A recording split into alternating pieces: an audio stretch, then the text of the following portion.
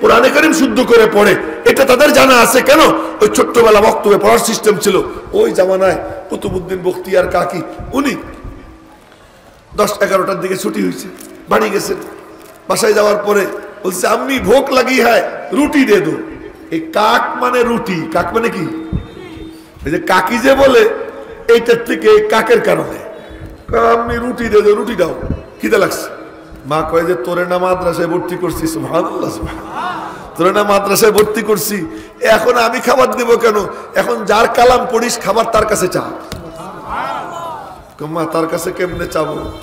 মা যায় নামাজ বিছিয়ে দিছে, যায় নামাজে বসে বসা আল্লাহর কাছে বলবি আল্লাহ খিদা লাগছে রুটি দাও, খিদা লাগছে রুটি দাও। আচ্ছা বলেন তো 6 বছরের শিশু এই যদি যায় নামাজে বসে বসে হাত উঠে বলতে থাকে আল্লাহ আমার খিদা লাগছে রুটি দাও না, দাও না, আর যদি চোখ দিয়ে পানি পড়ে, এরা যদি দেখে, আমরা যদি কেউ দেখি, দেখার পরে পকেটে যা থাকে ওরে না দিয়ে পারবো আমরা? সেখানে আহকামুল হাকিমিন আল্লাহ পাকের দরবারে হাত উঠে দোয়া করতেছে। মা এই ফাঁকে তাড়াতাড়ি রুটি বানাইয়া যায় না আমাদের নিচে রাইখে দেয়, ও তো চোখ বন্ধ করে দোয়া করে। মা মনে মনে কয় যে আল্লাহ যে খাওয়ায় এই ইমানটা ওর পয়দা হোক, এই জন্য মা যায় না আমাদের নিচে রুটি রেখে যায়। এ মারা কান খুলে শুনো মা কেমন হয়, রুটি রেখে যায় আমাদের নিচে। এরপরে আরে বাবা খালি দোয়া করতেছিস, দেখ না তোর আল্লাহ তোর রুটি দিছে কিনা, দেখ। ও হাত টাত মুইসা যায় না মধ্যে, হ্যাঁ আমি রুটি তো মিল গেই, রুটি তো মিলে গেছে, আমরা রুটি খাই। 1 দিন 2 দিন 3 দিন এই করতে করতে একদিন হয়েছে কি, মা গেছে কোথাও বেড়াইতে, মনে মনে ভাবছে আমার বাবু তো আসে বেলা 10টার দিকে, আচ্ছা আমি ফিরে আসবো, এসে ওরে খাবার টাবার দিব। বাপ তো নাই, এতিম তো গেছে, কিন্তু টাইম হয়ে গেছে, কিন্তু মনে নাই, ভুলে গেছে। আরে আমার পোলানা এখন বাসায় আসবে, আর দিছে দৌড় বাড়ির থেকে। এখন মনে মনে বলতেছে আল্লাহ ও যদি আইসে গিয়ে থাকে আর যদি খাবার চায় আর তোমার কাছ থেকে খাবার না পায়, তাহলে আমার এতদিনের সাধনা যে তুমি খাবার দাও, এই ইমানটা আমি বানাইতেছিলাম, এটা নষ্ট হয়ে যাবে। মালিক আমার সাধনা আমার মেহনতকে তুমি নষ্ট করো না। এই দোয়া করতেছে আর যাইতেছে, এই দোয়া করতেছে আর যাইতেছে। বাড়ি গিয়ে দেখে বাহ পোলা রিল্যাক্স মুডে শুয়ে রয়েছে। মা গিয়ে তাড়াতাড়ি করে, বাপ নাই তো, বাপ ছাড়া পোলার যে মার সাথে কি সম্পর্ক, এটা যে সমস্ত ছেলে পেলেদের বাপ নাই শুধু মা আছে, খোঁজ নিয়ে দেখেন ও মা মনে হয় 1 মুহূর্তের জন্য চোখের আড়াল করতে চায় না বাচ্চাটা, এমন হলো মার অবস্থা। তো মা তাড়াতাড়ি করে আইসা টান দিয়ে বুকে নিয়ে চুমু খাইতেছে, বলতেছে বাবা কি খবর, কখন আসছো, কখন আসছো?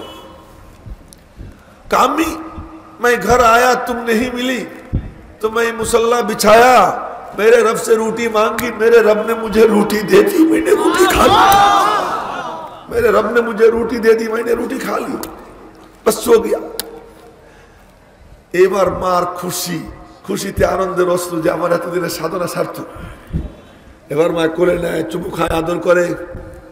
এক পর্যায়ে পোলা বলতেছে আম্মি एक बात मेरी समझ में नहीं आ रही है कि आज तक भी रोटी खाता रहा और आज के दिन रोटी खाई, एतदिनों रोटी खाइता और आज क्यों खाइलाम, आज की रोटी में मुझे जो मजा मिला ना अम्मी,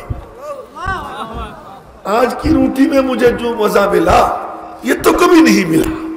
যে আমি একদিনও রুটি খাইতাম আজ কেউ খাইলাম, আজকের রুটিতে যে স্বাদ পাইছি মা, এই স্বাদ আর কোনো সময় পাইনি। মা মনে মনে বলতেছেন পাবি কেমনে, একদিন তো আমি ধোঁকাবাজি করছি, আজকে তো তোর আল্লাহর খাজানার থেকে তোর জন্য রুটি চালু হয়ে গেছে।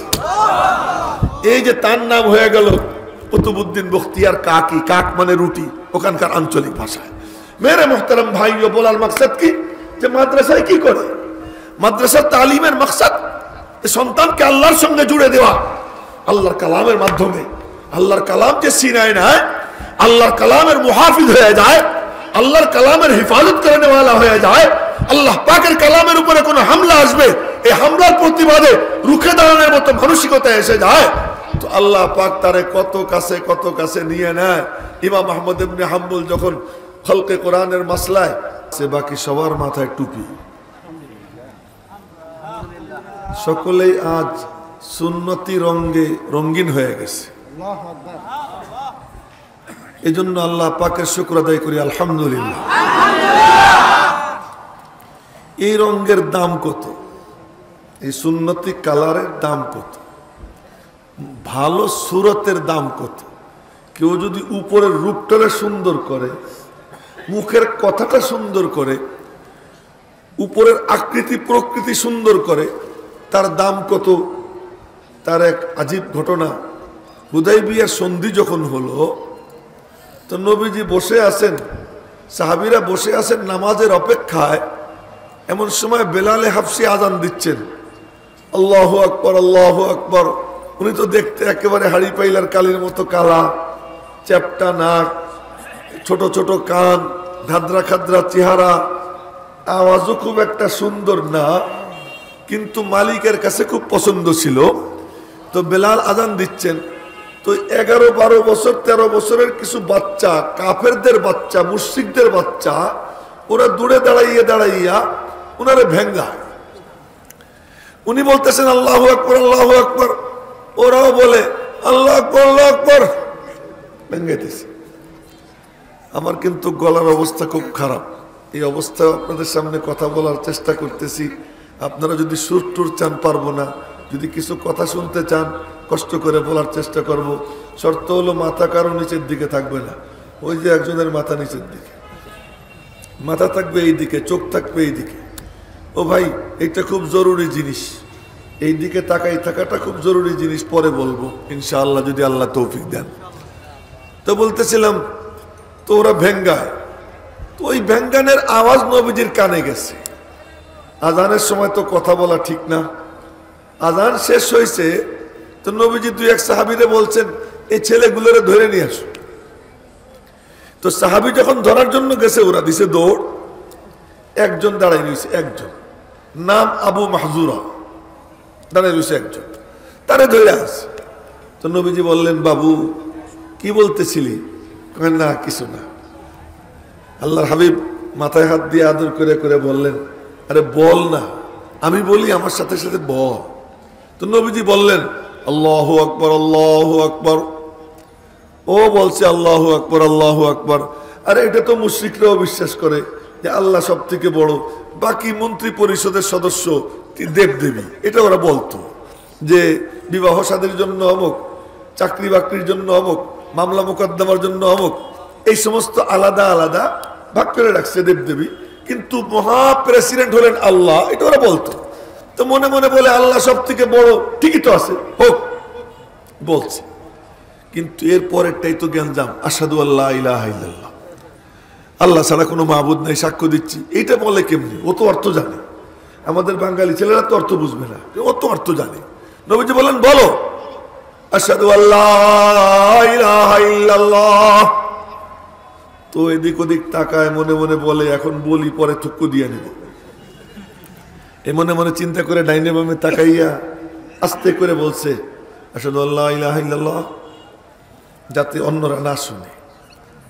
নবীজি মাথায় হাত দিয়ে আদর করে বললেন, আরে জোরে বল না বেটা, জোরে বল। এবার জোরে বলছে আশহাদু আল্লা ইলাহা ইল্লাল্লাহ। তো জোরে বলছে, মনে মনে বলে যাক এটা থুক্কু দিয়ে নিব, পরেরটা যেন বলা না লাগে, পরেরটা বললেই তো আটকে যাবে, পরেরটা তো খুব কঠিন। তো নবীজি বললেন বলো বলো, আমার সাথে সাথে বলো আশহাদু আন্না মুহাম্মাদার রাসূলুল্লাহ। আর আস্তে করে বলছে আশহাদু আন্না মুহাম্মাদার রাসূলুল্লাহ, আস্তে বলছে যাতে অন্যরা না আসে। নবীজি আদর করে বললেন, আরে বেটা গলা সাইডে দিয়ে বল। এবার গলা সাইডে দিয়ে বলছে, এই রূপ ধরছে, মুখ দিয়ে শব্দ উচ্চারণ করতেছে, মনের থেকে বলতেছে না, কিন্তু মুখ দিয়ে শব্দটা উচ্চারণ করতেছে আশহাদু আন্না মুহাম্মাদার রাসূলুল্লাহ। গলা ছেড়ে দিয়ে জোরে বলছে। এখন চোখ বন্ধ করে দেখে অন্তরের ভিতরে আলো জ্বলে উঠছে। একটু আরো জোরে বলেন না সুবহানাল্লাহ। নিজে তো পারবো না, আপনাদেরকে দিয়ে বলাই। আচ্ছা মনে রাখবেন, যেহেতু গলা ভালো না, একটু আস্তে আস্তে গল্প স্বল্প করে শেষ করে দিয়ে যাবো চিন্তা করছি। তো বলতেছিলাম যে এরপরে ও হাইয়া আলাস সালাহ হাইয়া আলাল ফালাহ, আল্লাহু আকবার আল্লাহু আকবার লা ইলাহা ইল্লাল্লাহ, আযান শেষ হয়ে গেছে। আযান শেষ করার পরে বলতেছে এই দিকের এরা দূরে বসে রয়েছে কোন দুঃখে। দেখেন সূরত এর দাম, এই কথাই বলতেছি, সূরতের অনেক দাম, পরে বলবো। তো বলতেছিলাম মাঝখানে বলে নেই যে জোরে কেন বলাইলাম, এরও এক মজার কাহিনী আছে, বলবো? হ্যাঁ, আচ্ছা ঠিক আছে। জোরে বলাইলাম কেন, একদিন রাত্রে নবীজি পরিদর্শনে বের হয়েছে, তাহাজ্জুদের নামাজ কে কেমনে পড়ে এটা দেখার জন্য শেষ রাত্রে, রাত্র 2:30-3টার দিকে বের হয়েছেন যে দেখবেন কোন সাহাবী তাহাজ্জুদের নামাজ কেমনে পড়ে। তো প্রথমে গেছেন বড় হুজুরের বাড়ি। বড় হুজুর চিনছেন? বলেন না, নামটা বলে ফেলেন না। আবু বকর। আবু বকর তো নবীজির ঘনিষ্ঠ বন্ধু। মওলানা মাসুদুল করিম বলতেছিলেন পুরুষদের মধ্যে সর্বপ্রথম মুসলমান। তো হযরত আবু বকর সিদ্দিকী নবীজির দাওয়াতটা প্রথম পাইছে। খাদিজাতুল কুবরাকে তো দাওয়াত দেওয়া লাগে নাই, নবীজি খালি কাহিনী বলছেন আর উনি সাথে সাথে কলেমা পড়ছেন, দাওয়াতটাও দেওয়া লাগে নাই। কিন্তু আবু বকর সিদ্দিকের দাওয়াত দেওয়ার জন্য নবীজি ঘর থেকে বের হয়েছেন যে যাই আবু বকরের দাওয়াত দিয়ে আসি। ঠিক ওই টাইমে আবু বকর ঘর থেকে বের হয়েছেন, একই সময় নবীজিও বের হচ্ছেন, উনিও বের হচ্ছেন। নবীজির মনে মনে ভাব আবু বকরের দাওয়াত দেব, আবু বকরের মনে মনে ভাব নবীজি গিয়ে জিজ্ঞেস করব কি বলে, পছন্দ হইলে কলেমা পড়ে ফেলবো। তো নবীজিও বের হয়েছেন, উনিও বের হয়েছেন। দুইজনের বাড়ির মধ্যে দূরত্ব বর্তমানে 8-10 মিনিটের দূরত্ব। আর ওই সময়ের দূরত্বটা ছিল যেহেতু উঁচা নিচা খানাখন্দ ছিল, পাহাড় পাহাড় ছিল, এজন্য তখন দূরত্ব হয়তো 15-20 মিনিটের ছিল। তো নবীজি বের হয়েছেন, উনিও বের হয়েছেন, মাঝখানে দেখা নবীজি বলতেছেন আবু বকর কোথায় চলছেন? আপনার বাড়ি। আবু বকর বলে আপনি কোথায়? তোমার বাড়ি। সব মরা মানুষ, কালকে নাস্তা খেয়ে আসুন, তোমার বাড়ি। আল্লাহর হাবিব বললেন কি জন্য যাচ্ছিলা? যাইতেছিলাম কিছু প্রশ্ন ছিল, প্রশ্নগুলো করে সমাধান পেয়ে গেলে, মন ক্লিয়ার হয়ে গেলে কলেমা পড়ে ফেলবো। তা আল্লাহর হাবিব বললেন তাদের যাওয়ার দরকার নেই, এখন তো আমারে পাইছো, প্রশ্ন করো। এবার আবু বকর নবীজির চেহারার দিকে তাকাইছে, চেহারার দিকে তাকাইছে, কতক্ষণ তাকাই থাইকা মানে একা একাই বলে উঠছে আশহাদু আল্লা ইলাহা ইল্লাল্লাহ ওয়া আশহাদু আন্নাকা রাসূলুল্লাহ। মুসলমান হয়ে গেছে। নবীজি বললেন প্রশ্ন করবো না? দরকার নাই। কেন? আপনার চেহারার দিকে তাকাইছি, এমন কিছু মালিক আমরা দেখাইয়া দিছেন, মনের মধ্যে যত প্রশ্ন ছিল সব প্রশ্নের সমাধান আমি পেয়ে গেছি। লাকাইতু জওয়াবে হর সওয়াল, লাকাইতু জওয়াবে হর সওয়াল, মুশকিলাল তু হাল শবদ বে কিল ও কাল। আরে তোমার সাক্ষাৎ সব সমস্যার সমাধান। উনি বললেন আসহবা, নবীজিও বললেন কি আসহবা, তুমি যেমন সাথে থাকতে চাও আমিও সাথে রাখতে চাই। আল্লাহ পাক কি ফয়সালা করে। এরপরে আবু বকর গেছেন। একদিন নবীজি দুপুরবেলা গেলেন, গিয়ে টোকা দিলেন, আবু বকর কি ভাই যে অনুমতি মিলে গেছে, আজকে রাত্রে রওনা দেব। রাতের বেলায় নবীজি আসছেন, সুবহানাল্লাহ, আজকে রাত্রে না, অনুমতি মিলে গেছে, এখন যে কোনো দিন রাত্রে রওনা দেব। একদিন রাত্রে যেদিন রওনা হবেন নবীজি গিয়ে দরওয়াজায় টোকা দিচ্ছেন গভীর রাত্রে, সাথে সাথে দরওয়াজা খুলছে, 1 সেকেন্ডও দেরি হয় নাই। নবীজি বলেন আবু বকর ঘুমান না? ঘুমান নাই? চৌকির থেকে নাইমে এই পর্যন্ত আসতে তো একটু সময় লাগার কথা, সাথে সাথে খুললেন। ঘুমাই না। কবে থেকে? যেদিন থেকে বলছেন আপনি হিজরাতে রওনা হবেন সেদিন থেকে আমি দরওয়াজার পাশে বসে থাকি, আপনি এসে আমার গেটে দাঁড়াই থাকবেন, এই জন্য না হয়। দুই বন্ধু রওনা হয়েছেন হিজরাতে, উট টুট সব রেডি আগের থেকে জায়গা মতো। এখন যাইতেছেন হাইটা হাইটা, নবীজি পায়ের 2 বুড়ি আঙ্গুলে ভর দিয়ে দিয়ে যাইতেছেন যাতে পায়ের ছাপ পইড়া চিহ্ন থাইকে না যায়। তো চিহ্ন ধইরা ধইরা ওরা তালাশ করে পেয়ে যাবে, এজন্য বুড়ি আঙ্গুলে ভর দিয়ে দিয়ে হাঁটতেছেন। আবু বকর সিদ্দিক হাঁটতেছেন, উনি ধুলাবালি সরাই দিয়ে দিয়া যাতে কোনো রকম না থাকে, চিহ্ন না থাকে। যাচ্ছেন তো যাচ্ছেন, যাইতে যাইতে যখন নাকি গাড়ে সাউরের নিকটে গেছেন, এখন নবীজি দেখতেছেন নবীজির বুড়ি আঙ্গুল মুবারক ফাইটে গেছে, রক্ত টপটপাইয়া পড়তেছে। আবু বকর সিদ্দিক রাদিয়াল্লাহু তাআলা আনহু দৃশ্য দেখা নিজের চাদর ছিঁড়া নবীজির আঙ্গুল বাইন্ধা দিয়া, 51 বছরের বুড়া, আবু বকরের বয়স তখন 51, নবীজির বয়স তখন 53। আবু বকর সিদ্দিক বলতেছে, ইয়া রাসূলুল্লাহ, আপনি কেমনে উপরে হাইটে উঠবেন, আমার পিঠে চড়েন। মালিক বলতেছে, আবু বকর, পুরো নবুয়তরে তোর কাঁধে চড়াইয়া দিলাম, নিয়ে যা। আবু বকর নবীজির কাঁধে নিয়ে 4 মাইল হাইটে হাইটে উপরে উঠে। কয় মাইল? 4 মাইল উঁচু দাঁড়ে সাওয়ার উপরে উঠছেন।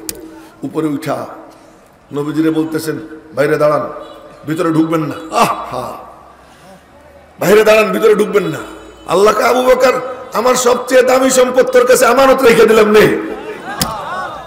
আসমান ও জমিনের মধ্যে সবচেয়ে দামি সম্পদকে মুহাম্মদুর রাসূলুল্লাহ সাল্লাল্লাহু আলাইহি ওয়াসাল্লাম। लगाता हाथ न पुतले को, लगाता हाथ न पुतले को, बुलबशर के खुदा, अगर ज़ुहूर न होता तुम्हारा आखिरे कार। মালিক যদি আপনারা না বানাইতেন, আসমান জমিনের গায়ে হাত দিতেন না, আব্বাজান আদম রেও বানাইতেন না। এত দামি সম্পদ মুহাম্মদুর রাসূলুল্লাহ সাল্লাল্লাহু আলাইহি ওয়াসাল্লাম। আবু বকর উপরে উঠা নবীজিরে বাইরে দাঁড় করাইয়া ভিতরে আবর্জনা পরিষ্কার করে ক্লিয়ারেন্স দিছে, আসেন এবার ঢুকতে পারেন। তার মানে এখান থেকে ফয়সালা হয়ে যায়। উলামা একরাম লক্ষ্য করবেন, শিক্ষিত জনরা লক্ষ্য করবেন, সকলকেই বলতেছি, আবু বকর সিদ্দিক গর্তে ঢুইকা, গর্ত ঝাড়ু দিয়া নিজে ভিতরে ঢুইকা তারপরে বলতেছেন আসতে পারেন। তার মানে বলে গর্তের মধ্যে আগে ঢুকছে আবু বকর, পরে ঢুকছেন নবী, আগে ঢুকছেন সিদ্দিক, পরে ঢুকছেন নবী। ফয়সালা হয়ে যায়। কেউ যদি কলবের মধ্যে নবীকে আনতে চায়, তার আগে আবু বকররে কলবে আনতে হবে। আবু বকর সিদ্দিকরে যদি কলবের মধ্যে জায়গা না দেয়, তো নবী তার কলবে যাবে না। নবীরে কলবে আনতে হইলে সিদ্দিক আকবরের মোহাব্বত কলবে আগে ঢুকাইতে হবে। গর্তের মধ্যে ঢুকছে, ঢুকে এখন আবু বকর সিদ্দিক বলতেছে, ইয়া রাসূলুল্লাহ, আপনি বড় ক্লান্ত, কতদিন কত নির্যাতনের শিকার হয়েছেন, কত ক্লান্তি, একটু শান্তি মতো ঘুমাইতে পারেন না, ঘুমান, এই যে আমার রান পাইতে দিলাম। আবু বকর সিদ্দিক রান পাইতে দিছে, নবীজি রানে মাথা রেখে ঘুমাইছেন। এবার আল্লাহ পাক বলতেছেন, আবু বকর, তোর না রুচি আমার দোস্তরে দেখা, এবার দেখ, চাইয়ে চাইয়ে, আর কেউ নাই, তুই একা একা দেখ। 72 ঘন্টা একটা না এই গর্তের মধ্যে। কয় ঘন্টা? 72 ঘন্টা। এই 72 ঘন্টার মধ্যে কেবলমাত্র একটু একটু ঘুম আর নামাজের টাইম ছাড়া বাকি সারা সময় নবীজিরে রানের উপরে শোয়াই রাখে আবু বকর সিদ্দিক রাদিয়াল্লাহু তাআলা। 2 নম্বরের রুচি কি? আপনি বলবেন তুই দে আর আমি দিব, দিতে দিতে ফকির হব। একদিন নবীজি বসা, জিবরাইল আসছে, আইসা বলে, আসসালামু আলাইকা ইয়া মুহাম্মদ, বলেন না সাল্লাল্লাহু আলাইহি ওয়াসাল্লাম। জিবরাইল নবীজির নাম ধরে ডাকতেন। বন্ধুত্বের সম্পর্ক আল্লাহ গড়ে দিয়েছেন, তুই তুকারির সম্পর্ক, দোস্ত দোস্ত সম্পর্ক। নাম ধরে ডাক দিয়ে সালাম দিছেন, নবীজি সালামের জবাব দিছেন। সালামের জবাব দিয়ে চাইয়ে দেখেন, বাহ, জিবরাইলের মাথায় সালার চটের পাগড়ি, গায়ে সালার চটের চাদর, পরনে সালার চটের লুঙ্গি। আরে জিবরাইল তো আসে সবসময় জান্নাতি পোশাক পরা, সবুজ পোশাক পরে, আর জিবরাইলের মাথায় সালার চট, গায়ে সালার চট, পরনে সালার চট, একই হালাত। জিবরাইলের দিকে তাকাইছেন, জিবরাইল বলে, চাইয়ে চাইয়ে কি দেখেন? আবু বকরের ডাক দেন। নবীজি ডাক দিছেন, আবু বকর তুমি কোথায়? লাব্বাইক ইয়া রাসূলুল্লাহ, এই যে আমি। এবার নবীজি তাকাইছেন আবু বকরের দিকে, দেখেন বাহ, জিবরাইলের যে ড্রেস আবু বকরের সেম ড্রেস। একবার দেখেন জিবরাইল, একবার দেখেন আবু বকর। জিবরাইল বলে, চাইয়ে চেয়ে কি দেখেন? আমি একা না, 7 আসমানের সব ফেরেশতা আবু বকরের রঙে রঙিন হয়ে গেছে। এখন নবীজি বলতেছেন, জিবরাইল আসছো কেন? আসছি আল্লাহ পাকের পক্ষ থেকে, আল্লাহ আবু বকরের সালাম জানাইছেন। আল্লাহ পাক বলতেছেন, আসসালামু আলাইকা ইয়া আবা বকর, সালাম তোমাকে ও আবু বকর। সভাপতি সাহেব শুনছেন? হ্যাঁ, সব দিয়ে পরে সালাম পায়, কোটিপতি হইয়া সালাম পায় না। কোটিপতি হইয়া সালাম পায় না, সালার চট গায়ে দিয়ে সালাম পায়। আচ্ছা, হযরত মুসআব ইবনে উমাইর শহীদ হয়ে গেছে। শহীদকে তার পোশাক দিয়েই পেঁচাইয়া কবরে শোয়াইতে। এখন সাহাবীরা সবাইরে শোয়াইতেছে, নবীজি শোয়াইতেছেন কোলে কইরা কইরা, কিন্তু মুসাফরে শোয়ানোর কোনো ব্যবস্থা হচ্ছে না। কেন? একটা মাত্র চাদর, মাথা ঢাকলে পা বাইরে যায়, পা ঢাকলে মাথা বাইরে থাকে। অন্য কোন চাদর দিয়ে পেঁচাইতে গেলে তার যে ড্রেস, সেই ড্রেস তো চেঞ্জ হয়ে যায়, ড্রেস তো তারটাই রাখতে হবে। এখন কি করি? মাথা ঢাকলে পা বের হয়ে যায়, পা ঢাকলে মাথা বের হয়ে যায়। উপরের থেকে হুকুম আসে, তোমাদের কোনো কাপড় দেওয়ার দরকার নাই, ওর পায়ের উপরে দুবলা ঘাস দিয়ে দাও, ওর পায়ের উপরে দুবলা ঘাস দিয়ে দাও। এবার ওই দুবলা ঘাস পায়ের উপরে দিয়া চাদর দিয়া মাথা ঢাইকা মুসাফকে কবরে শোয়ানো হয়। রব্বুল আলামিন বলেন, ঘাস দিছো পায়ের উপরে, শোয়াইছো কবরে, কিন্তু মুসাফরে স্মরণ করা ছাড়া কোনো উপায় নেই। আমি আল্লাহ কোরআনে কারীমে মুসাফের নামে আয়াত নাযিল করে দিতেছি। মিনাল মুমিনিনা রিজালুন সাদাকু মা আহাদুল্লাহ আলাইহি ফামিনহুম মান কাদা নাহবাহু ওয়া মিনহুম মান ইয়ানতাযির ওয়া মা বাদদালু তাবদীলা। কোটিপতি হইয়া সালাম পায় না, ফকির হইয়া সালাম পায়, সালার চট গায়ে দিয়ে সালাম পায়, মাথায় সালার চটের পাগড়ি বাইন্দা সালাম পায়। কার সালাম? নবীজির সালাম না, আল্লাহর সালাম। আর সে আদিম থেকে মালিক সালাম পাঠায়, আসসালামু আলাইকা ইয়া আবু বকর, সালাম তোমাকে হে আবু বকর। সালাম পাইয়া, আরে আমি যদি এখানে বসা থাকি এই অবস্থায়, আর যদি আমার কাছে একটা খবর আসে যে হেরেম শরীফের ইমাম সাহেব তোমারে সালাম জানাইছে, আমি তো ফাল দিব এখানে না? হারাম শরীফের ইমাম সাহেব আমার সালাম জানাইছে, আর সে আজিমের মালিক খালেক আল্লাহ মাবুদ, তিনি নিজে বলতেছেন আসসালামু আলাইকা ইয়া আবু বকর, সালাম তোমাকে হে আবু বকর। আবু বকর খুশিতে বাগ বাগ হয়, দুই চোখ দিয়ে পানি ঝরতে আরম্ভ হয়। জিবরাইল বলে, কথা শেষ হয় নাই, কথা আরো বাকি আছে। কি বাকি আছে? আল্লাহ পাক জিজ্ঞেস করছেন, আবু বকর সালার চট গায়ে দিয়ে কি রাগ করছে? সালার চট যে আমি আল্লাহ তার গায়ে দেওয়াইছি, রাগ করছেনি? শুইনে আবু বকর বলে, মালিক আমি সালার চট গায়ে দেওয়াই, তুমি খুশি হয়েছো কিনা তাই কও। আবু বকর 2 নম্বরের রুচি। 3 নম্বরের রুচি আবু বকরের কথা ছিল, আপনি আমার জামাই হবেন, আমি আপনার শ্বশুর হব। এই নিসবত, এই রিশতা আমার কাছে বড় পছন্দ। আল্লাহ পাক বলেন, তোর রুচি এত সুন্দর, যার ঘরে চুলা জ্বলে না মাসকে মাস, যে পেটে পাথর বাঁধে, যে একটা খেজুর কাইটা টুকরা টুকরা কইরা 3-4 ভাগ কইরা নিজে 1 ভাগ খায়, আয়েশারে 1 ভাগ খাওয়ায়, আবু বকরের 1 ভাগ খাওয়ায়। যেই লোকটার অবস্থা এই যে মেহমান তার কাছে আসলে সে সাহাবীদেরকে বলে যে কে মেহমান নিবা, একজন একজনকে নিয়ে যায়, এইরকম যার অর্থনৈতিক অবস্থা, ওই ঘরে কন্যা দেওয়ার জজবাতর, তো আমি আল্লাহ দুনিয়াতে না আসমান থেকে জান্নাত থেকে তোর মেয়ের বিয়ের ঘটকালি আমি আল্লাহ নিজে করব। সহিহ বুখারী শরীফের হাদিস, বলেন না আল্লাহু আকবার।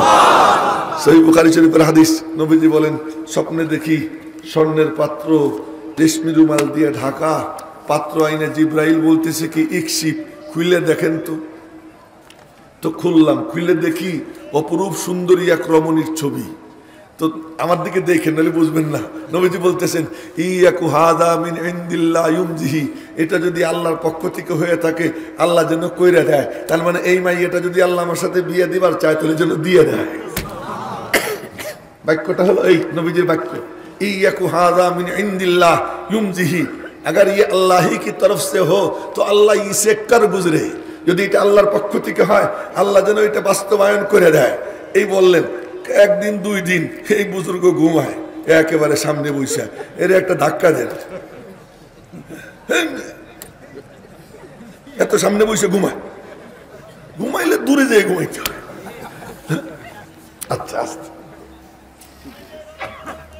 আস্তে, যদি এটা আল্লাহর পক্ষ থেকে হয়ে থাকে আল্লাহ যেন করে দেয়।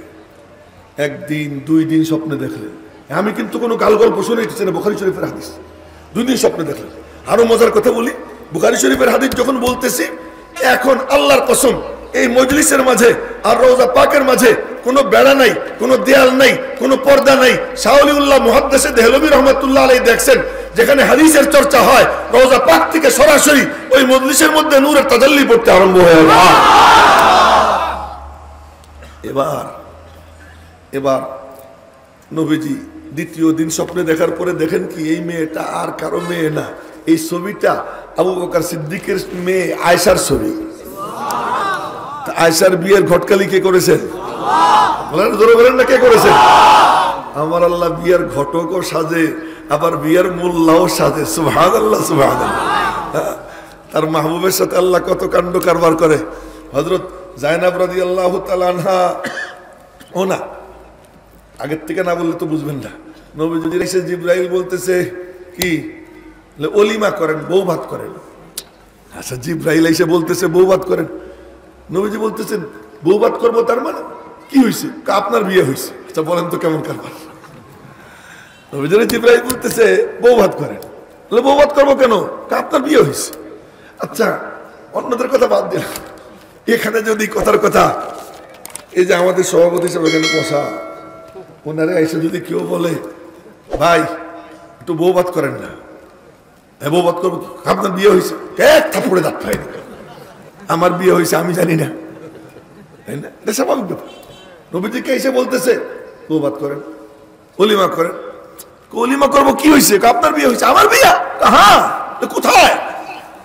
আর সাজিমে আল্লাহ পাক, আর সে আজিমে আল্লাহ পাক হামালাতুল আরশ ফেরেশতাদেরকে নিয়া, জিবরাইল, মিকাইল, ইসরাফিল, আজরাইল, বড় বড় সব ফেরেশতা সামনে নিয়া মালিক নিজে জয়নাবকে আপনার সঙ্গে বিয়ে দিয়ে দিছেন। জয়নাবরে বিয়ে দিছে কে? আল্লাহ। এজন্য হযরত জয়নাব কি বলতেন জানেন? আমার দিকে দেখেন, জাওয়াজাকুন্না আবাউকুন্না ওয়া জাওয়াজানি আল্লাহু ফাওকা সাব'i সামাওয়াত। আয়েশারে হাফসারে বলতেন, আয়েশা আবু বকরের মেয়ে, হাফসা হযরত ওমরের মেয়ে। হযরত জয়নাব বলতেন তোমাদেরকে বিয়ে দিছে তোমাদের বাপ দাদারা, আর আমারে বিয়ে দিছে আমার আল্লাহ 7 আসমানের উপরে। এসব আল্লাহ করছেন কার জন্য? তার মাহবুবের জন্য। সুবহানাল্লাহ, সুবহানাল্লাহ। এটা জয়নাবের ক্রেডিট না, এটা ক্রেডিট হলো কার? মুহাম্মদুর রাসূলুল্লাহ সাল্লাল্লাহু আলাইহি ওয়াসাল্লাম। তার জন্য আল্লাহ তাআলা কি এটা করছেন। আয়েশার বিয়ের ঘটকালি করেছেন কে? এই হলো আবু বকর শ্বশুর হইল। আবু বকর কেমনে শ্বশুর হইলেন এইটা বলতে গিয়ে এই লম্বা কাহিনী শুনে এলাম। আবু বকর শ্বশুর হয়েছেন কেমনে? আবু বকর শ্বশুর, হযরত ওমরও শ্বশুর। আবু বকরের বাড়িতে গেছেন, আস্তে আস্তে পড়ে, জোর করে শুনতে হয়। ওমরের বাড়ি কত দূরে, এখান থেকে শুনতেছেন, গম গম আওয়াজ হয়। ফজরের নামাজের সময় সালাম ফিরাইয়া নবীজি ঘুরে বসতেন। তাই তো ইমাম সাহেবরা ঘুরে বসে, এটা তো সুন্নত, তাই না? দেখছেন না আপনারা? ঘুরে বসেন ফজর এবং আসরে, নবীজি ঘুরে বসতেন। ঘুরে বসছেন, ঘুরে বসেই দেখতেন কি, ওই যে আবু বকর, ওই যে ওমর, দুইজন একদম কাছে দেখতেন। শুধু নামাজের সময় না, হাঁটা দিতেন, কোথাও যাইতেছেন সফরে, এই যে আবু বকর, এই যে ওমর। যখনই কোথাও যাইতেন, এই যে আবু বকর, এই যে ওমর, ডাকা লাগতো না। আল্লাহ পাকের ফয়সালা। নবীজি একদিন বলতেছেন ইসের থেকে উঠা, মিম্বর থেকে উঠা, আবু বকরের হাত ধরছেন ডান হাত দিয়া, ওমরের হাত ধরছেন বাম হাত দিয়া, দুইজনের দুই হাতে নিয়া বলতেছেন আমাদের তিনজনের কেমন দেখা যায়? সাহাবীরা বললেন ইয়া রাসূলুল্লাহ মা আহসানা হাযাল মানজার, কি বিউটিফুল দৃশ্য, কি চমৎকার দৃশ্য, বর্ণনার ভাষা জানা নাই। নবীজি বললেন এই যেমন দেখতেছো ঠিক এমন ভাবে এই দুই বন্ধুর দুই হাত আমার হাতে নিয়া হাসরের ময়দানে আল্লাহ পাকের সামনে হাজির হব। নবীজি বলতেন আমার আসমানে দুই উজির, জমিনে দুই উজির, আসমানের দুই উজির জিবরাইল মিকাইল, জমিনের দুই উজির আবু বকর ওমর। এই আবু বকর ওমর এরকম নবীজির সাথে থাকে, আল্লাহ পাকের ফয়সালা হয়। তাহলে জীবদ্দশায় যখন তুই ছাত্র দুইজন এমন ভাবে সঙ্গে আসিস, মরার পরেও আলাদা করবো না, একখানেই তিনজনের শোয়াইয়ে রাখবো। তিনজনের একখানেই কি শোয়াইয়ে রাখছেন, তাও কি একই বয়সে। কয় বয়সে? একই বয়সে। নবীজির ইন্তেকালের 2 বছর পরে আবু বকরের ইন্তেকাল হয়, আর নবীজির ইন্তেকালের ঠিক 12 বছর পরে ওমরের ইন্তেকাল হয়। তিনজনের বয়সই 63। সুবহানাল্লাহ। তিন বন্ধুর একই বয়স, সেম বয়স। ঘুমাইছেন এক মাটিতে, আবার ঘুমাইছেন এক মাটিতে কেমনে এমনি, আল্লাহ আল্লাহ। তার আগেও ঘটনা আছে। নবীজি যখন মা আমিনার পেটে ছিলেন, আল্লাহ পাক জিবরাইলকে বললেন জিবরাইল খানায় কাবার নিচের থেকে একটু মাটি নিয়ে আমার দোস্তের নাভিতে লাগাই দাও। জিবরাইল ওই মাটি এই না নবীজির নাভিতে লাগাইছে। কিছুদিন পরে 2 বছর পরে আবু বকরের জন্ম হবে। আল্লাহ পাক বললেন জিব্রাইল ওখান থেকে একটু মাটি নিয়া আবু বকরের নাভিতে লাগাই দাও। 12 বছর পরে ওমরের জন্ম হবে, ওমরের নাভিতে ওই মাটি জিব্রাইল এনে লাগাইয়া দিয়েছেন। এরপরে আল্লাহ পাকের হুকুমে ফেরেশতারা খানায় কাবার নিচের থেকে একখানা মাটি কাইটে নিয়া মদিনা শরীফে সেট করে দিয়েছেন। তোমাদের 3 জনের নাভিতে যে মাটি লাগাইছি ওই মাটি আইনা এখানে সেট করে দিছি, এখন ওখানেই শুয়ে থাকো, হাসরের ময়দানে ওখান থেকে আমি আল্লাহ তোমাদেরকে উঠাবো। এই 3 বন্ধু এমন বন্ধুর বন্ধু।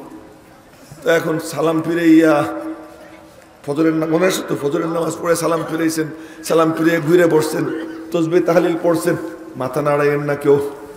তসবিহ তাহলিল পড়ছেন, তসবিহ তাহলিল শেষ করে একান্তে ডাক দিছেন, আবু বকর কাজী ইয়া রাসূলুল্লাহ তাহাজ্জুদে এত আস্ত পড়েন কেন? আবু বকর কি টের পান নাই নবীজি জেগেছিলেন? দেখি কেমন ছাত্র আপনারা, টের পাইছিলেন? কেমনে পাবেন না টের? নবীজি যেখানে যাইতেন পুরো এলাকা নুরানি হয়ে যেত। নবীজি যেখান দিয়ে হাইটে যাইতেন পুরো এলাকা আতরের ঘ্রাণে ভরে যেত। তো আবু বকর সিদ্দিক তো টের পাইছেন, ওমরও টের পাইছেন। এবার নবীজি বলেন আবু বকর তাহাজ্জুদে এত আসতে পড়েন কেন? আবু বকরের জবাব শুনেন, যারে শুনেইতে চাই উনি এর থেকে আসতে পড়লে শোনে, তো জোরে পড়ার দরকার কি? আবু বকরের জবাব। ওমর আপনি এত জোরে পড়েন কেন? এবার ওমরের জবাব শুনেন। আল্লাহ আল্লাহ। ওমর বলে কি ইয়া রাসূলুল্লাহ, যারা ঘুমাই রয়েছে ওদেরকে জাগাই আর শয়তানরে ভাগাই। ঘুমন্তরা যেন জায়গা যায়, শয়তান যেন কি হয়ে যায়। আল্লাহ কয় ওমর তোর রুচি এমন, শয়তানরে ভাগাইতে চাইস, যা তুই যেখানে যাবি শয়তান সেখান থেকে ভেগে যাবে। ধরে বলেন না সুবহানাল্লাহ। তুই যেখানে যাবি শয়তান সেখান থেকে ভেগে যাবে। তারপরে হয় কি, হযরত ওমর যেখানে যাইতেন ওখানে আর শয়তান থাকতো না। ঈদের দিন, এটাও হাদিস, বুখারী শরীফের হাদিস, ঈদের দিন আফ্রিকার কালাবেটি সুদান আছে না, সুদান এই আফ্রিকার কালাবেটিতে এখনো আছে মক্কা শরীফ মদিনা শরীফে। এইগুলো ওই যে ওষুধ বেছে না আমাদের কিছু লেকচারার, এই ওষুধ নেন, যা কোনো ডাক্তারের দরকার নাই, খালি এইটা খাবেন, তা আপনি 70 বছরের বুড়া 20 বছরের যুবক হয়ে যাবেন। আসেনি আমার কোনো সিগনেচার দেখছেন? এই জাতীয় লেকচার দেয় ওখানকার যে সমস্ত কালাবেটিরা। ওই কালাবেটিরা ওরা ঈদের দিন দব বাজায় আর গীত গায়। তাও মসজিদে নববীর সামনে দাঁড়াইয়া, তো নবীজি দাঁড়াই শুনতেছেন। আমার মতো এত বড় হুজুর আমার সামনে দব বাজাইস, দাঁড়া। আমার নবীজি এত বুজুর্গ মানে ছিলেন না, মাতবার ছিলেন না, বেটি একটু ফুর্তি করতেছে, করুক, দাঁড়াই দেখতেছেন। একটু পরে আবু বকর সিদ্দিক আসছে, উনিও নবীজির পাশে দাঁড়াই রয়েছেন, ও দব বাজাইতেছে, গীত গাইতেছে। হঠাৎ করে দব চেনেনি, দব হলো ওই পাইলে আছে না পাতিলের এক কোনা খোলা আর এক কোনায় গরুর উজুড়ি লাগাই দিলে, বাড়ি দিলে ঢপ ঢপ আওয়াজ হয়, এটাকে দব বলে। এই দব বাজানো জায়েজ আছে ঈদের দিন, খাতনার দিন, এরপরে বিয়ের দিন, এই দব বাজানো কি আছে, জায়েজ আছে। তো দব বাজাইতেছে, গীত গাইতেছে, নবীজি শুনতেছেন, আবু বকর শুনতেছে। হঠাৎ করে বেটি দব পাশার নিচে দিয়ে আমার দিকে দেখে এমনি বসে, মনে হয় যেন 4th আসমান থেকে নেমে এসে ফেরেশতা, কিচ্ছু বোঝে না, এমনি বসে চুপচাপ। এর মধ্যে নবীজি চিন্তা করতেছেন, হারে বেটি কি চমৎকার দব বাজাইতেছিল, গীত গাইতেছিল, হঠাৎ করে কি হইল, কি ঘটলো? এদিক ওদিক তাকাইয়ে দেখেন ওই যে ওমরে দেখা যায়, ওমরে দেখা যায়। হযরত ওমরে দেখে নবীজি কুটকুট করে হাসতেছেন, মিটমিট করে হাসতেছেন। এমনি সুন্দর, হাসলে আরো সুন্দর, আর হাসির সাথে যদি রহস্য মিলে যাইতো ওই সৌন্দর্য কয়েক হাজার গুণ বেড়ে যেত। তো নবীজি রহস্যময় হাসি হাসতেছেন। হযরত ওমরের স্বভাব ছিল, নবীজির হাসতে দেখলে উনি একটা দোয়া করতেন, বহু জায়গায় হাদিসে আসছে এই দোয়া। উনি দোয়া করতেন, আদহাকাল্লাহু সিন্নাক, মাওলার দরবারে দোয়া করি আপনার এই হাসি যেন চির অমলিন থাকে, এই হাসি যেন আমাদের মাঝ থেকে কখনো বিদায় হয়ে না যায়, এই হাসি যেন আপনার মুখে সব সময় লেগে থাকে, আমাদের মাঝে যেন এই হাসি চিরজীবন থাকে। এই দোয়া করতেন। আজকেও দোয়া করলেন, আদহাকাল্লাহু সিন্নাক, মাওলার দরবারে দোয়া করি আপনার এই হাসি যেন চির অমলিন থাকে। তবে জানতে ইচ্ছে হয়, লিমা তাদহাকু ইয়া রাসূলুল্লাহ, হে আল্লাহর রাসূল হাসির কারণ কি? নবীজি বললেন, হাসির কারণ ওই বুড়ি। সুবহানাল্লাহ। হাসির কারণ ওই বেটি। বেটি কি করলো? দব বাজাইতেছিল, গীত গাইতেছিল, আমারও দাম দেয় না, আবু বকরেরও দাম দেয় না। কি চমৎকার! নবীজি বলতেছেন যে দপ বাজাইতেছিল, গীত গাইতেছিল, আমারও কোনো পাত্তা দেয় না, আবু বকরেরও পাত্তা দেয় না, আর তোমারে দেখে দেখো ওই যে দপ পাশার নিচে দিয়ে কেমনে বসে রয়েছে। নবীজি বল, এবার ওমরের বড় বড় চোখ ওই বেটির দিকে, ভাবটা হলো এই, আমারে ভয় পাইস, নবীজিরে ভয় পাইস না, ভাব গরম চোখে তাকাইছে। নবীজি বলেন ওমর ওর দিকে গরম চোখে তাকাইও না, ওই বেটির কিচ্ছু করার নাই, তো আমারে কেন ভয় পাবে, আপনারা কেন ভয় পাবে না? ওর তো কোনো দোষ না। দোষ কার? এতক্ষণ শয়তান ছিল, তোমারে দেখে দিছে দো। সুবহানাল্লাহ, সুবহানাল্লাহ। নবীজি দেখছেন, দেখে বলছে এতক্ষণ এখানে শয়তান ছিল, তোমারে দেখে শয়তানও পলাইছে, ওই দফা পাশার নিচে চলে গেছে।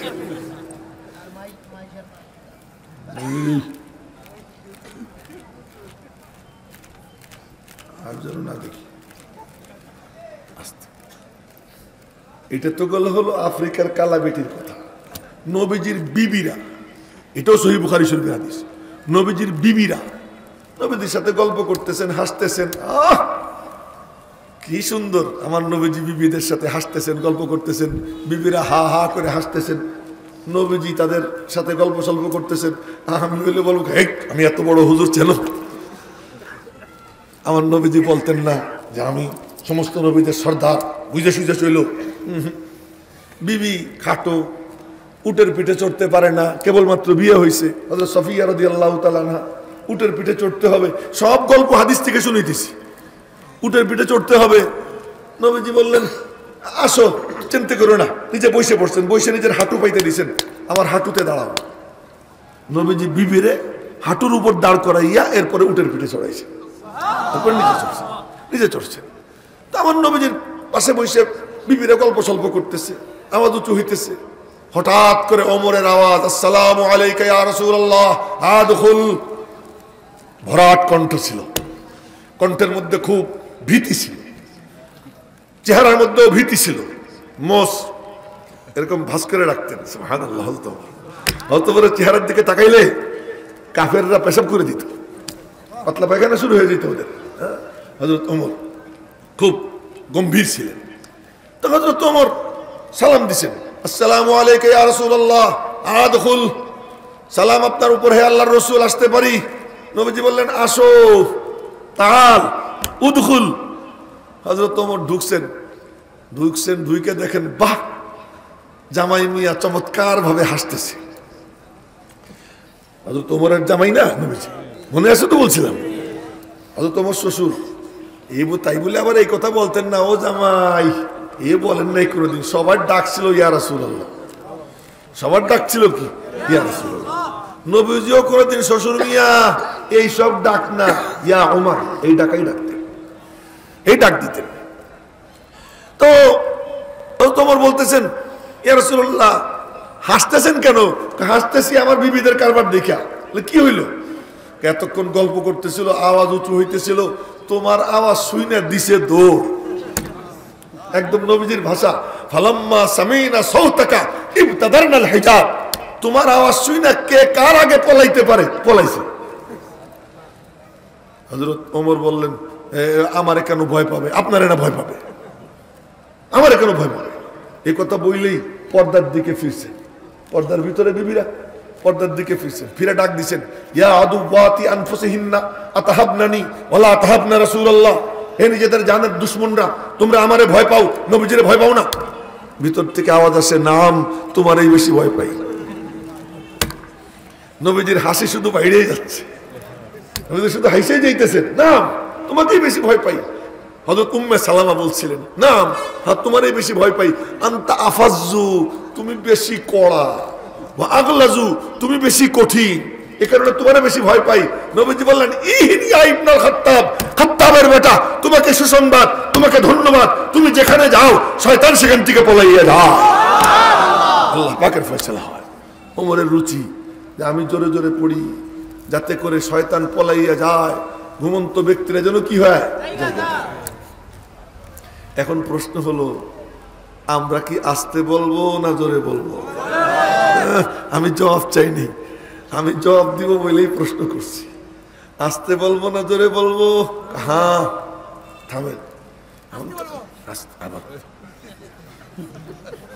দেখছেন তো, আমি কোনো জবাব চাইনি, জবাবটা আমি দিব বলেই প্রশ্ন করছি।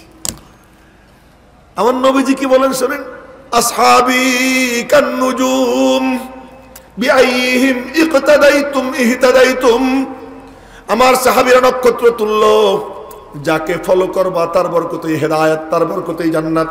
যদি আসতে বলো আবু বকরের অনুসরণ হয় তাতেও জান্নাত, যদি জোরে বলো ওমরের অনুসরণ হয় এতেও হেদায়েত, এতেও জান্নাত।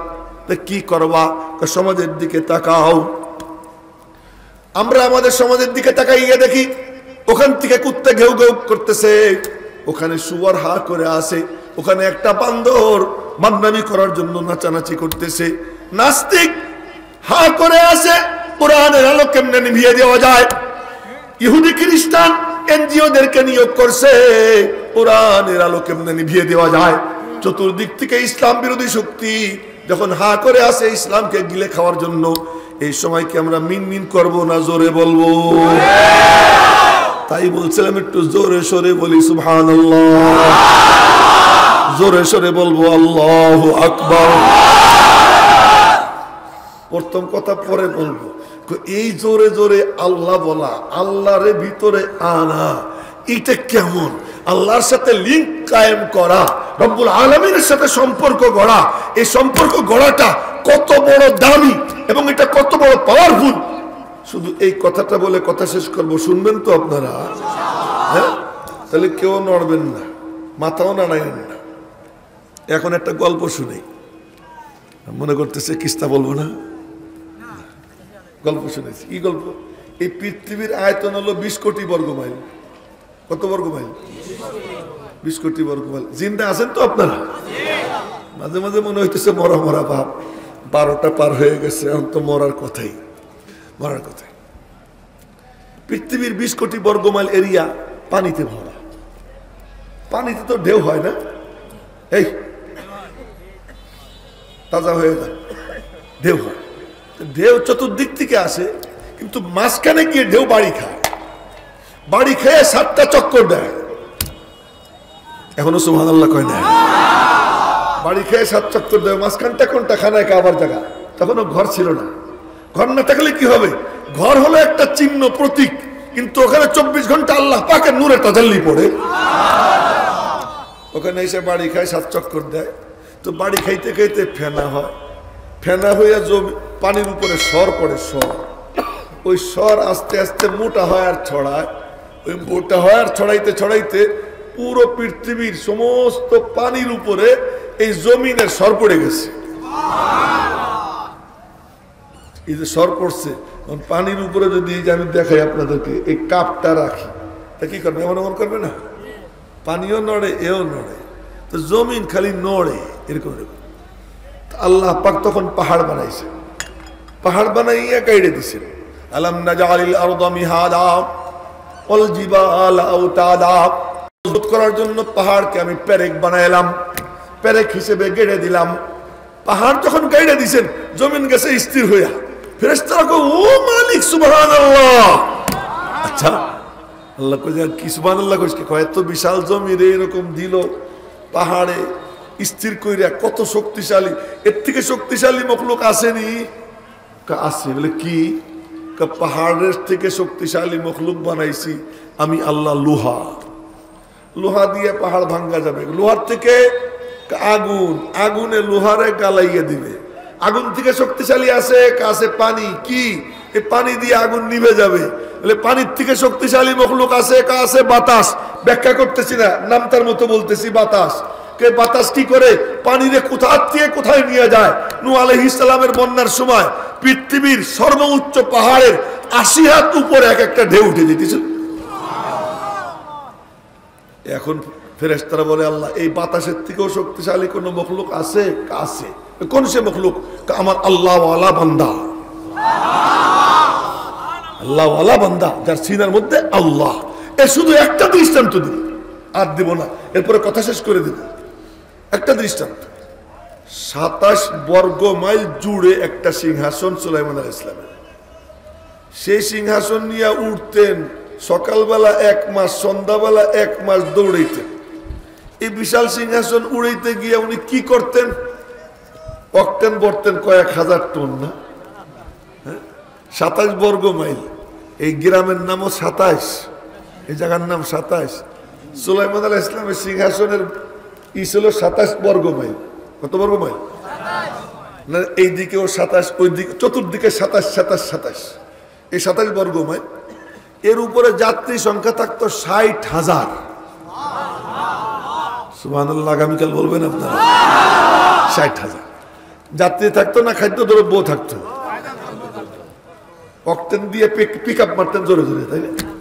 হ্যাঁ, এটা উঠতো উপরে, আরো উপরে, আরো উপরে। সকালবেলা 1 মাস, সন্ধ্যাবেলা 1 মাসের দূরত্ব পার হইতেন।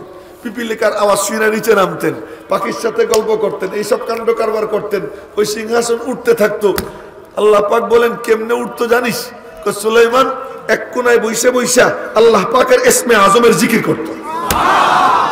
মনে মনে বলতেন যতটুকু উপরে উঠতে চান ততটুকু উপরে উঠত। এই আল্লাহ পাকের সাথে যে সম্পর্ক, এই সম্পর্ক কায়েমের মাধ্যম হলো আল্লাহ পাকের কালাম। এই আল্লাহর কালাম যার সিনায়, আল্লাহর সাথে তার সম্পর্ক কায়েম হয়। কথা আর লম্বা করব না। দারুল হেরা মাদ্রাসা 27, এই মাদ্রাসার কাম কি? এই দ্বীনি জলসা ওয়াজ মাহফিলের এই মিম্বার, এই মিম্বরের কাম কি? জামে মসজিদের মিম্বার, ওই মিম্বরের কাম কি? 27 যে মাদ্রাসা, ওই মাদ্রাসার কাম কি? সমস্ত দ্বীনি মাদ্রাসা, সমস্ত দ্বীনি জলসার মিম্বার, সমস্ত জামে মসজিদের মিম্বার, এর একমাত্র মাকসাদ, একমাত্র উদ্দেশ্য আল্লাহর বান্দা বান্দিকে আল্লাহর সঙ্গে জুড়ে দেওয়া। সেই জোড়ার মাধ্যম হলো আল্লাহ পাকের কালাম। আল্লাহর কালাম যার সিনে এসে যায়, আল্লাহ পাকের সঙ্গে তার সম্পর্ক কায়েম হয়ে যায়। জন্য আপনারা দেখবেন মাদ্রাসায় কোনো সন্তান দিলে, বাচ্চা দিলে, সেই বাচ্চারে হুজুররা পড়ানোর শুরু করে কি দিয়ে, শুনছেননি কোনোদিন? কি দিয়ে শুরু করে? গিয়ে শুনে দেখেন। প্রথমে বসাইয়া বলে, বাবু বলো বলো, কি বলবো? রব্বি ইয়াসসির, ও রব সহজ করে দাও। ইকরা বিসমি রব্বিক, রব্বের নামে পড়ো। মাদ্রাসায় ভর্তি করলেই বাচ্চারে উস্তাদ মক্তবের হুজুর বলতেছে রব্বি ইয়াসসির, বলো ও রব সহজ করে দাও। ওয়ালা তুআসসির, ও রব কঠিন কইরো না। এতটুকু বাচ্চা রব্বি ইয়াত্থির, দেখছেন তো আমার দিকে? রব্বি ইয়াত্থির, ওয়ালা তুআত্থির। আল্লাহ কে বাহ, এই কচি কচি জবান দিয়ে আমি মালিককে ও ডাক দিতেছে, মালিককে ডাক দিতেছে। কত প্রিয় হয় কচি বাচ্চা যখন মালিককে ডাক দেয়। খাজা কুতুবউদ্দিন বখতিয়ার কাকির নাম শুনছেন না? মা পুলারে নিয়ে মাদ্রাসায় দিছে, বাবু আমার বাবুর কোরআন শরীফ শুরু করাই দেন। তো হুজুর বলছে বাবু পড়ো, বলো বিসমিল্লাহির রহমানির রহিম। তো কেবলমাত্র বলছে বিসমিল্লাহ, তো কুতুবউদ্দিন পড়া শুরু করছে। আউযুবিল্লাহ বিসমিল্লাহ পড়ে যে পড়া শুরু করছে, একটা না 17 পারা পড়ে দম ছাড়ছে। 17 পারা পড়ে দম ছাড়ছে। এখন হুজুর বলতেছে কুতুবউদ্দিনের মা, তুমি আমার সাথে ঠাট্টা করো, তোমার বললা 17 পারার হাফেজ, আর তুমি নিয়ে আইসো আমার কাছে তারে বিসমিল্লাহ পড়াইতে। হুজুর আমি জানি না ও কোত্থেকে হাফেজ হইল, আমি জানি না। ওরে জিজ্ঞেস করেন, কিরে বাবা কোত্থেকে পড়েছিস? মার কাছ থেকে।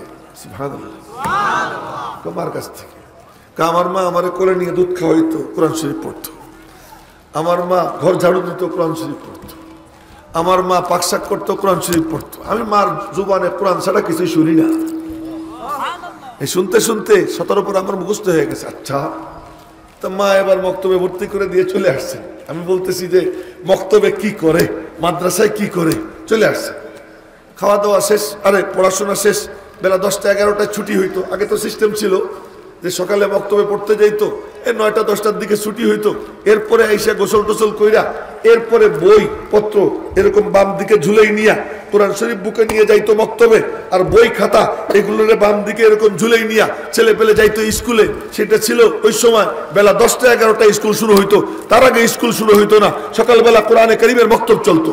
ওই ইহুদি খ্রিস্টানরা ওরা এই চাইছে যে কোরআনে কারীম থেকে মুসলমানদের বাচ্চাদেরকে কেমনে আউট করা যায়। আপনারা তালাশ করে দেখেন, বর্তমান যত বড় বড় শিক্ষিত আছে, প্রাচীন বুড়া, তাদেরকে গিয়ে দেখেন কোরআনে কারীম শুদ্ধ করে পড়ে। এটা তাদের জানা আছে। কেন? ওই ছোট্টবেলা বক্তব্যে পড়ার সিস্টেম ছিল। ওই জামানায় কুতুবউদ্দিন বখতিয়ার কাকি উনি 10-11টার দিকে ছুটি হয়েছে, বাড়ি গেছেন। বাসায় যাওয়ার পরে বলছে আম্মি ভোক লাগি হ্যায়, রুটি দে দো। এই কাক মানে রুটি, কাক মানে কি? এই যে কাকি যে বলে এইটার থেকে কাকের কারণে আম্মি রুটি দে দো, রুটি দাও, খিদে লাগছে। মা কয় যে তোরে না মাদ্রাসায় ভর্তি করছি, সুবহানাল্লাহ সুবহানাল্লাহ, তোরে না মাদ্রাসায় ভর্তি করছি, এখন আমি খাবার দেব কেন? এখন যার কালাম পড়িস খাবার তার কাছে চা। মা তার কাছে কেমনে চাবো? মা জায়নামাজ বিছিয়ে দিছে, জায়নামাজে বসে বসে আল্লাহর কাছে বলবি আল্লাহ খিদা লাগছে রুটি দাও, খিদা লাগছে রুটি দাও। আচ্ছা বলেন তো 6 বছরের শিশু এই যদি জায়নামাজে বসে বসে হাত উঠে বলতে থাকে আল্লাহ আমার খিদা লাগছে রুটি দাও না, দাও না, আর যদি চোখ দিয়ে পানি পড়ে, এরা যদি দেখে, আমরা যদি কেউ দেখি, দেখার পরে পকেটে যা থাকে ওরা দিয়ে পারবো আমরা? সেখানে আহকামুল হাকিমিন আল্লাহ পাকের দরবারে হাত উঠে দোয়া করতেছে। মা এই ফাঁকে তাড়াতাড়ি রুটি বানাইয়া জায়নামাজের নিচে রাইখে দেয়, ও তো চোখ বন্ধ করে দোয়া করে। মা মনে মনে কয় যে আল্লাহ যে খাওয়ায় এই ইমানটা ওর পয়দা হোক, এই জন্য মা জায়নামাজের নিচে রুটি রেখে যায়। মারা কান খুলে শুনো মা কেমন হয়, রুটি রেখে যায় জায়নামাজের নিচে। এরপরে আরে বাবা খালি দোয়া করতেছিস, দেখ না তোর আল্লাহ তোর রুটি দিছে কিনা, দেখ। ও হাত টাত মুইসা জায়নামাজ, হ্যাঁ আমি রুটি তো মিল গেই, রুটি তো মিলে গেছে, আমরা রুটি খাই। 1 দিন 2 দিন 3 দিন এই করতে করতে একদিন হয়েছে কি, মা গেছে কোথাও বেড়াইতে, মনে মনে ভাবছে আমার বাবু তো আসে বেলা 10টার দিকে, আচ্ছা আমি ফিরে আসবো, এসে ওরে খাবার টাবার দিব। বাপ তো নাই, এতিম তো গেছে, কিন্তু টাইম হয়ে গেছে, কিন্তু মনে নেই, ভুলে গেছে। আরে আমার পোলা নাই, এখন বাসায় আসবে, আর দিছে দৌড় বাড়ি থেকে। এখন মনে মনে বলতেছে আল্লাহ ও যদি আইসে গিয়ে থাকে আর যদি খাবার চায় আর তোমার কাছ থেকে খাবার না পায়, তাহলে আমার এতদিনের সাধনা যে তুমি খাবার দাও, এই ইমানটা আমি বানাইতেছিলাম, এটা নষ্ট হয়ে যাবে। মালিক আমার সাধনা, আমার মেহনতকে তুমি নষ্ট করো না। এই দোয়া করতেছে আর যাইতেছে, এই দোয়া করতেছে আর যাইতেছে। বাড়ি গিয়ে দেখে বাহ পোলা রিল্যাক্স মুডে শুয়ে রয়েছে। মা গিয়ে তাড়াতাড়ি করে, বাপ নাই তো, বাপ ছাড়া পোলার যে মার সাথে কি সম্পর্ক, এটা যে সমস্ত ছেলে পেলেদের বাপ নাই, শুধু মা আছে, খোঁজ নিয়ে দেখেন ও মা মনে হয় 1 মুহূর্তের জন্য চোখের আড়াল করতে চায় না বাচ্চাটাকে, এমন হলো মার অবস্থা।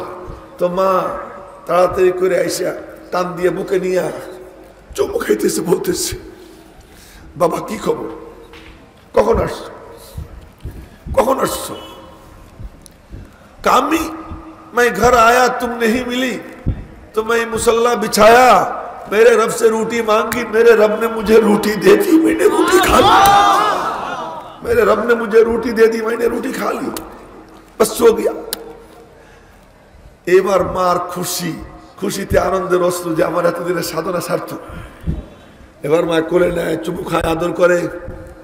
এক পর্যায়ে পোলা বলতেছে আম্মি एक बात मेरी समझ में नहीं आ रही है कि आज तक भी रोटी खाता रहा और आज के दिन रोटी खाई, एतदिनों रोटी खाता और आज क्यों खाइलाम, आज की रोटी में मुझे जो मजा मिला ना अम्मी,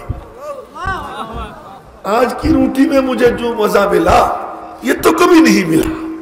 जब अम्मी एक दिन रोटी खाता आज क्यों खाइलाम, आज के रोटी ते स्वाद पाইছি মা, এই স্বাদ আর কোনো সময় পাইনি। মা মনে মনে বলতেছেন পাবি কেমনে, একদিন তো আমি ধোঁকাবাজি করছি, আজকে তো তোর আল্লাহর খাজানার থেকে তোর জন্য রুটি চালু হয়ে গেছে। এই যে তার নাম হয়ে গেল কুতুবউদ্দিন বখতিয়ার কাকি, কাক মানে রুটি ওখানকার আঞ্চলিক ভাষায়। মেরে মোহতারাম ভাইও, বলার মাকসাদ কি যে মাদ্রাসায় কি করে, মাদ্রাসার তালিমের মাকসাদ সন্তানকে আল্লাহর সঙ্গে জুড়ে দেওয়া, আল্লাহর কালামের মাধ্যমে। আল্লাহর কালাম যে সিনায় নেয়, আল্লাহর কালামের মুহাফিজ হয়ে যায়, আল্লাহর কালামের হিফাজত করনে वाला হয়ে যায়, আল্লাহ পাকের কালামের উপরে কোনো হামলা আসবে, এই হামলার প্রতিবাদে রুখে দাঁড়ানোর মতো মানসিকতা এসে যায়, তো আল্লাহ পাক তারে কত কাছে নিয়ে নেয়। ইমাম আহমদ ইবনে হাম্বল যখন খলকে কোরআনের মাসলায় খলিফা মুতাজিলা খলিফার মাইর খাইতেছিলেন, ওই মাইর খাইতে সময় শুধু মনে মনে বলতেন মালিক তোমার কালামের ইজ্জতের জন্য মাইর খাইতেছি, তুমি আমারে ধৈর্য ধারণ করবার তৌফিক দাও। চাবুক দিয়ে বাড়ি দিত, আর বাড়ি দেওয়ার পরে চাবুকের সাথে চামড়া উঠে যেত, টপটপাইয়া রক্ত ঝরতো। উনি মনে মনে বলতেন ওয়াজা আলিকা ফি যাতিল ইলাহ, মালিক তোমার জন্য করতেছি।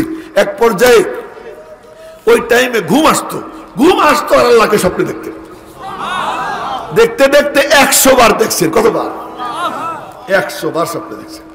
100 বারের মধ্যে 99 100 বারই জিজ্ঞেস করছেন একটাই প্রশ্ন, আল্লাহ তোমার নৈকট্য কেমনে লাভ করা যায়? বলা হয় আমার কালামের তিলাওয়াত। বলেন না আল্লাহু আকবার। আমার কালামের তিলাওয়াত, আমার কালামের তিলাওয়াত। 99 বার একই জবাব। 100তম বারে গিয়ে জিজ্ঞেস করছেন, আল্লাহ বুঝা না বুঝা?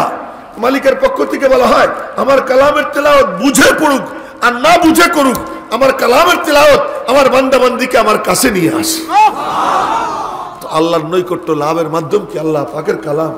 ওই মা বাপ সবচেয়ে বড় জালেম যে তার সন্তানকে কোরআন বঞ্চিত রাখে। ডাক্তার বানায়, কোরআন দেয় না। ইঞ্জিনিয়ার বানায়, কোরআন থেকে বঞ্চিত রাখে। ডক্টর বানায়, কোরআন থেকে বঞ্চিত রাখে। শেষ পর্যন্ত ওই মা বাবার বৃদ্ধাশ্রমে ঠাঁই হয়, ছেলের ঘরে জায়গা হয় না, ছেলে তারে বুকে নেয় না। আমি তাজা একটা ঘটনা শুনাইতেছি। গত পরশু দিন সম্ভবত বা তার আগের দিন আমি আমার রুমে শুয়ে আছি, এমন সময় মাদ্রাসার এক ছাত্র আসছে। তো ওই ছাত্রটা আমার ওই অঞ্চলের, ফরিদপুর অঞ্চলের। তো ছাত্র আসছে, কিছু একটা বলবে। আমি কি বলবি বল? বলবো কিনা? আমাকে বল। এরপরে দেখি চোখে পানি। কি ঘটনা? ওর আব্বা নাই আর কি, বাপ নাই। যে আমার মা মেলে চাকরি নিছে, আমারে বলতেছে তুই কিছু একটা কর। শুনেন, তুই কিছু একটা কর। আমার বড় ভাই মার কোনো খবর নেয় না। বড় ভাই কামাই রোজগার করে, তার অর্থবিত্ত আছে, আর ওর অর্থবিত্ত নাই, কিন্তু আল্লাহর কালাম ওর সিনায় আছে। আল্লাহর কালাম ওর সিনায় আছে। ও বলতেছে যে আমার মা আমারে বলে তুই কিছু একটা কর। হুজুর আমি কি করি? আমি কি করব? এমন কান্না যে 2 চোখ দিয়ে সমানে পানি ঝরা শুরু হয়েছে। তা আমি বললাম যে তুই চিন্তা করিস না, আমি কিছু টাকা দিয়ে ওকে বললাম এটা তোর মার কাছে পাঠা, পরে দেখা যাবে আল্লাহ কি করে। এই হলো কোরআন। যার সিনায় তার অবস্থা। আর যার সিনায় কোরআন নেই, টাকা পয়সা থাকা সত্ত্বেও তার মা মিলে গেছে বলে তার মার ধান পোড়াই দিছে। মিলে কেন গেল? খাবারও দিবে না, খোঁজও নিবে না, ধানও পোড়াই দেয়। আমাদের সাবেক অর্থমন্ত্রী আবুল মাল আব্দুল মুহিত জানেন না? তার ছেলেরা ঘরে জায়গা দেয় না। কত বড় বিদ্যা, কত বড় ডক্টর, কত বড় শিক্ষিত, কোটি কোটি টাকা সন্তানের পিছনে ব্যয় করছে, কিন্তু শিক্ষিত হয়েছে, মানুষ হয় নাই। মেরে মোহতারাম ভাইও, আমার মালিকের কালাম যার সিনায় যায়, আল্লাহ তারে নিজের সঙ্গে জুড়ে সত্যিকার মানুষ বানাইয়া দেয়। তো মাদ্রাসা হলো ওই কামের জন্য। তো সুতরাং এই মাদ্রাসায় নিজের সন্তান দিয়ে মানুষ বানাবো তো ইনশাআল্লাহ। কে কে রাজি আছে ইনশাআল্লাহ?